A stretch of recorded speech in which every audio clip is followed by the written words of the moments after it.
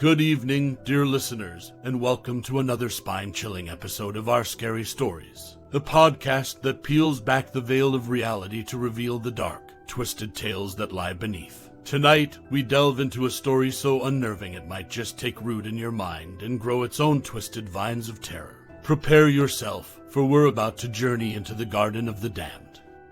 Riley felt the damp soil squeeze between her fingers like dark secrets whispered in the dead of night. Her garden was her sanctuary, a patch of earth she could control when the rest of her life spiraled in chaos. Yet, no matter how lush her tomatoes or vibrant her roses, they couldn't pay the bills or fill the gnawing void of loneliness that clung to her like a second skin. The morning air was thick with impending rain, as if the sky sympathized with her gloom. Frustration curling her lip, she set her trowel aside and rose to her feet, the weight of her struggles settling over her like the ominous clouds above. She needed a miracle. That's when she heard about the market. Everyone in the town spoke of the monthly bazaar held in the main square. It was said that you could find anything there, antique trinkets, exotic spices, and sometimes even love. Yet, Riley had never expected to find hope wrapped in a faded burlap sack. The market itself was a sensory symphony. Aromas of spiced cider and roasting chestnuts filled the air, mingling with the smell of earth and leather from various stalls. Melodic laughter and the warm chatter of negotiations were punctuated by the occasional shout of a vendor hawking wares. Riley's eyes flitted between stalls, absorbing the intoxicating allure of curiosities on display. Her gaze locked onto an old woman standing in the midst of the crowd, a shrouded figure that seemed out of place, like a forgotten relic of time. Cloaked in tattered robes, the woman stood before a rickety table laden with mysterious trinkets, tarnished lockets, ivory combs, and oddities she couldn't begin to fathom. But what caught her eye were the seeds, piles of them arranged in small, rough-hewn bags. "Ah, young one," croaked the old witch as she locked eyes with Riley, her voice like the rustling of dry leaves. "You seem in need of something exceptional." Exceptional, Riley chuckled nervously. Or maybe just a little less ordinary. The witch's eyes twinkled, as if she'd just solved a riddle. "Then allow me to offer you these." She extended a bag made of unsettlingly textured skin that seemed neither animal nor human. "They are no ordinary seeds. Plant them, and they'll grant your deepest wishes." Riley eyed the bag cautiously, her intuition humming a cautionary tune. But curiosity won over, accompanied by a flutter of irrational hope. "How much?" "Ah, payment is trivial. Let's say $5 for a lifetime of dreams." The witch's voice dipped, imbuing the air with a tension that prickled at Riley's neck. "All right." Riley handed over the cash, her palm brushing against the witch's frigid skin.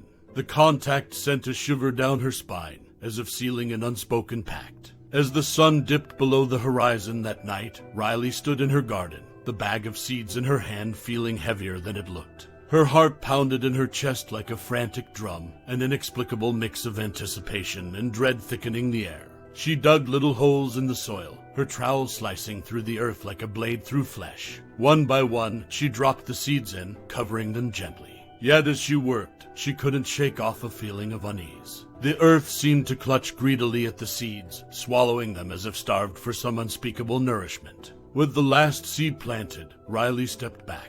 She looked at her garden, a patchwork of simple flora now pregnant with the seeds of the unknown.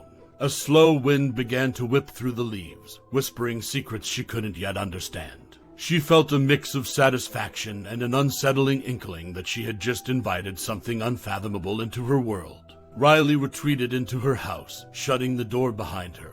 But even as she did, she felt the pull of the garden, the allure of wishes that might come true, and the shadowy dread of the cost she might have to pay. Outside, in the silence of the night, the first seedling broke through the soil in a fervor, as if gasping for air. And somewhere in the depths of its cellular being, it felt an insatiable hunger awaken, a yearning not just for sunlight and water, but for something far more sinister. Riley, unaware in her small home, wrapped herself in a blanket, a sense of expectancy filling her as she drifted off to sleep, never noticing the soft, nearly inaudible groan that seemed to echo from the ground outside her window, a lament, a craving, a promise. The garden had begun to dream. Morning light drenched Riley's humble abode in a golden embrace, yet it was a hesitant peek through her curtains that revealed the sight that truly stirred her awake. Her garden had transformed overnight. Where there were once tiny seedlings, full-grown plants now stood, their vibrant leaves like the feathers of an exotic bird. Blooms of fantastic hues, some tinged with iridescent shades she couldn't name, jutted from emerald stems. She rushed outside, her bare feet sinking into the moist soil, as if the earth itself was reaching up to greet her. Every plant seemed to be straining toward the sky in euphoric yearning, their forms full and inviting.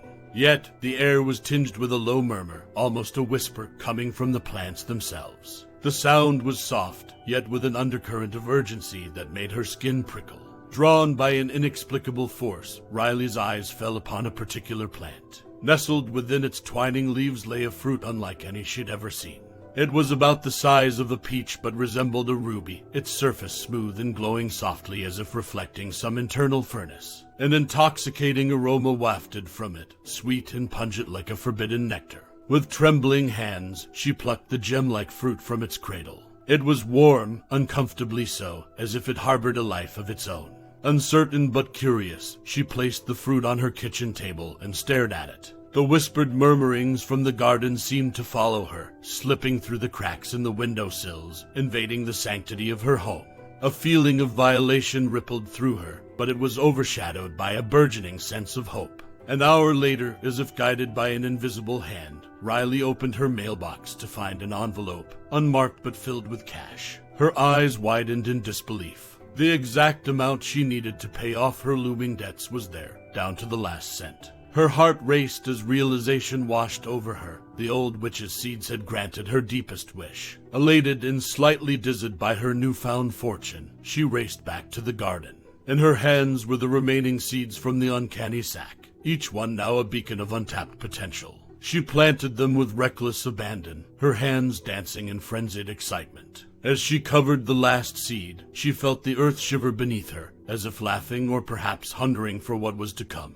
The sense of triumph was intoxicating, but the whispers grew louder that night, a chorus of unintelligible voices that swirled around her as she lay in bed. They came as indistinct murmurs, an unsettling symphony woven together by the threads of an alien longing. For the first time, she questioned the nature of her miraculous bounty, a seed of doubt sprouting in her mind. Yet the allure of wishes granted silenced her misgivings, wrapping her in a thick cocoon of denial. Under the veil of darkness, the garden seemed to writhe, each plant stretching its tendrils skyward like hands reaching for an unseen prize. The ruby fruits multiplied, their luminescence imbuing the garden with a fiery, almost hellish glow. They throbbed in unison, matching the rhythm of the whispering wind, as if yearning for something only they could comprehend. Inside her home, Riley lay restless, caught between a dream and wakefulness, hope and a nameless dread.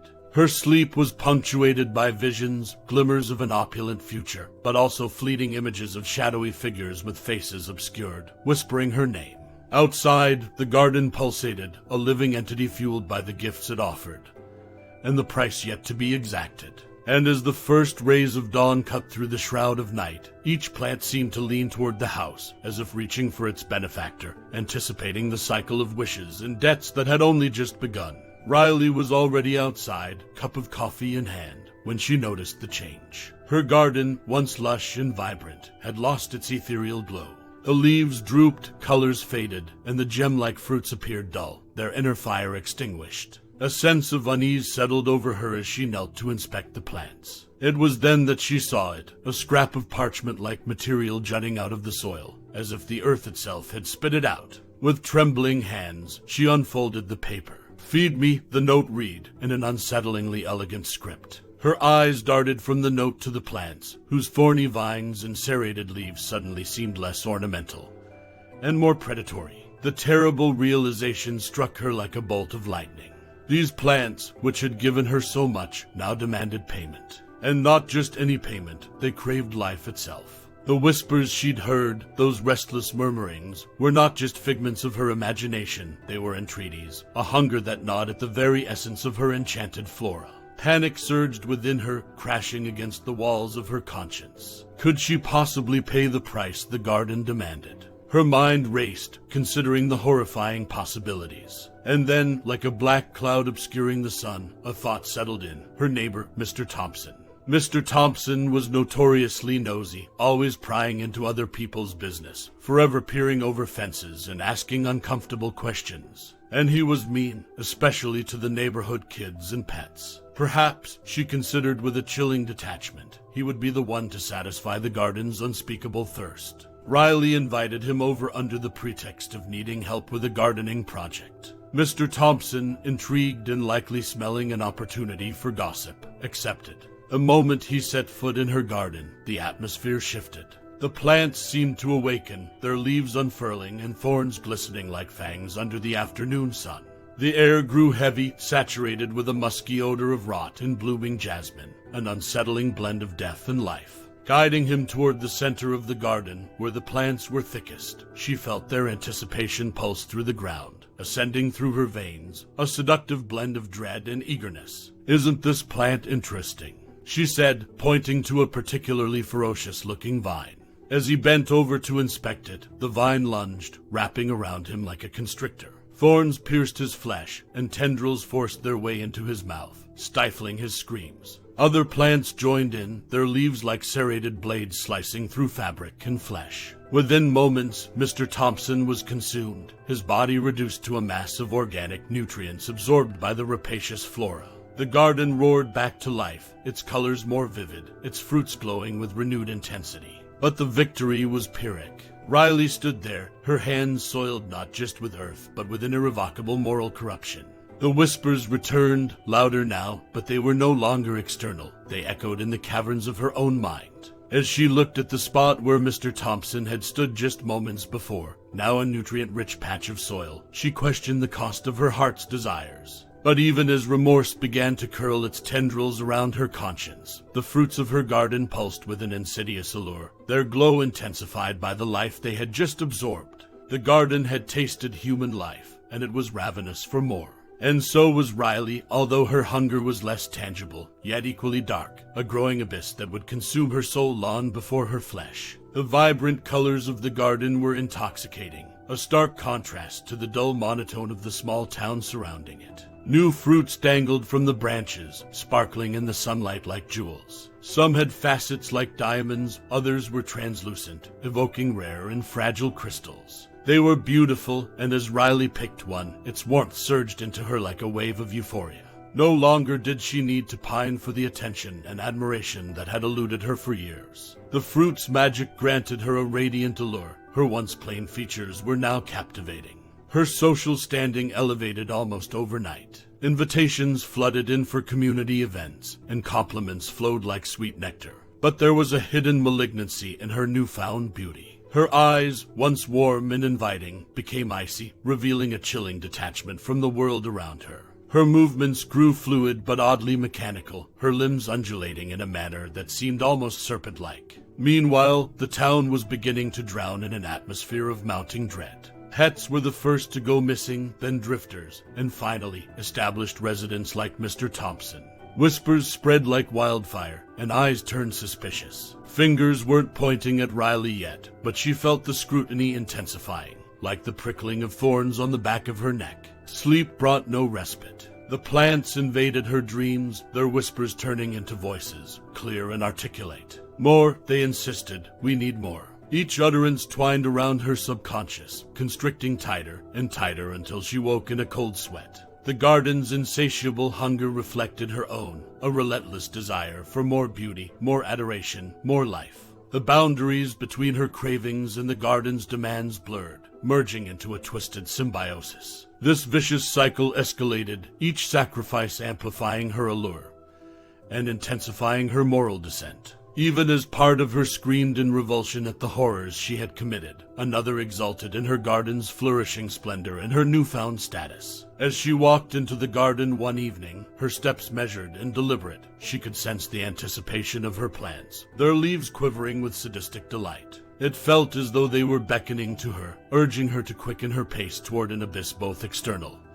and internal. The envelope in her mailbox, now regularly replenished with cash, felt heavier than ever. In her reflection in the glass window of her front door, she barely recognized herself. The face staring back was stunning but malevolent, her eyes wellsprings of an insidious, icy charisma. She paused, for the first time contemplating the relentless momentum of her descent. Her community's dread mirrored the growing dread within her, an unyielding tension stretching tauter and tauter with each life taken and each wish granted. She felt her heart quicken as the leaves rustled in the windless air, and she knew, with a sinking certainty, that she had crossed a threshold from which there was no return. The garden's thirst and her own twisted yearnings had fused into one insatiable, monstrous appetite. And she wondered, in a moment of piercing clarity, which was feeding which. Was she nourishing the garden, or was it, in its malevolent wisdom, cultivating her? Riley's garden had become a tangled labyrinth of foliage and darkness, a wilderness that no longer resembled anything from this world. The once vibrant colors had darkened into shades of maroon and obsidian, as though tainted by the malevolence it had sipped from human lives. The plants, once confined to neat rows, now stretched their tendrils over the fence and into the town itself, their growth relentless and invasive. Vines snaked their way across her lawn, as if tasting the air for more life to consume. As Riley tread cautiously through the narrow path she had carved in the thick underbrush, she felt the garden watching her. Thorns and fangs bristled from the plants, glistening with a liquid that looked uncomfortably like blood. It felt as though the garden itself had acquired a menacing form of awareness, that it had evolved into a sentient monstrosity beyond her control. She thought she could hear whispering amidst the rustling leaves, faint voices echoing in the twisted groves and monstrous foliage, their tone accusing and ravenous. The whispers had been there in her nightmares, nightmares that grew more vivid with each passing night, phantasmagoric scenes of indescribable horrors that increasingly blurred the lines between sleep and wakefulness. In a moment of nauseating clarity, Riley understood that she had reached the point of no return. The garden was no longer her sanctuary, it had become her tormentor, an ever-hungry beast, and she its reluctant caretaker. Her hands trembled as she heard the innocent laughter of a child from beyond her fence. A small boy was playing by himself, throwing a ball against the wall of the house across the street. The ball rolled and bounced toward her fence, settling against the tendrils that had inched their way onto the sidewalk. "Hey, is this your ball?" Riley's voice came out choked, her tongue like sandpaper. The boy looked up, his eyes bright with curiosity and youth. "Yeah, thank you, ma'am." For an eternal second, she hesitated. Her soul quaked at the depths to which she had fallen, yet the garden's ceaseless hunger roared in her ears, drowning out her screams of conscience. "Would you like to see some amazing plants?" she asked, the deceit coating her words like venom. The child nodded, stepping cautiously through the gate she had opened for him. The moment he set foot in the garden, Riley felt a wave of icy energy pulse through the ground. The plants quivered in frenzied anticipation, their thorns elongating into barbs, their vines snapping taut like muscles. What followed was a gruesome ballet of predatory vegetation. Leaves transformed into gaping maws, roots shot from the ground like serpents, and tendrils coiled around the boy's ankles, pulling him screaming into the monstrous flora. She wanted to turn away, to shut out the horrifying tableau unfolding before her eyes, but she was transfixed, her gaze locked onto the child's face as it vanished beneath the undulating mass of foliage. Her stomach churned, her heart pounded in her chest, yet she stood still, paralyzed by the enormity of her monstrous act. The boy's screams were swallowed by a chorus of creaking, grinding noises, as if the garden was collectively chewing. Then silence, save for the sinister rustle of leaves settling back into place, as if smoothing their skirts after a gruesome feast. Riley stood alone in her garden, the weight of her unspeakable acts pressing down on her like a tombstone. She felt her knees give way, her vision blur, as the unreality of her life cascaded around her. This was her garden, her sanctuary turned predator, her Eden turned hell. And as she looked around at the pulsating foliage, now settling back into a deceptive calm, a terrible thought clawed its way into her mind. The garden had not just consumed the boy, it had consumed her soul. She was no longer the gardener, she had become another root, another vine, another cog in this machine of insatiable hunger. With a shudder that racked her entire body, she realized that her nightmare was not confined to sleep anymore. It had spilled into her waking world, twisting and warping her reality into a never-ending horror from which there was no awakening, no escape. The garden had achieved its dominion, and she, its damned and willing servant, stood at the heart of its ever-expanding empire of dread.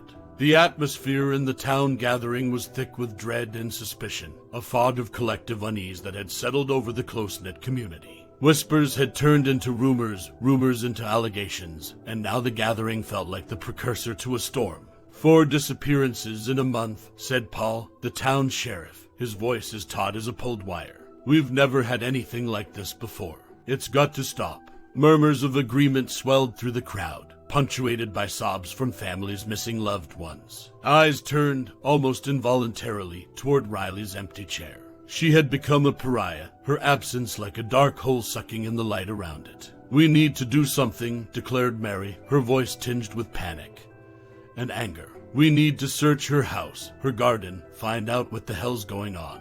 As the words echoed in the hall, Riley was already miles ahead of them. Consumed by guilt and horror, she knew there was only one course left for her to take. By the time she arrived at her garden, the sky had turned a bruised shade of purple, as though bearing witness to the dark deeds about to unfold. She could almost feel the garden recoiling as she stepped in, its monstrous form shivering in anticipation or perhaps defiance. Clutching a can of gasoline tightly in her trembling hands, she began to pour its contents over the snaking vines, the twisted stems, the gluttonous leaves. With each splash, she felt as though she were baptizing the unholy, trying to wash away sins that were far too deep to cleanse. Striking a match, she threw it into the garden. Flames erupted, leaping hungrily from plant to plant, snapping and crackling as if they were feasting on the evil that had infected this sacred place. For a moment, she felt a surge of triumph, a brief glimmer of hope that she might yet put an end to this nightmare. But then she heard it, the garden's furious roar.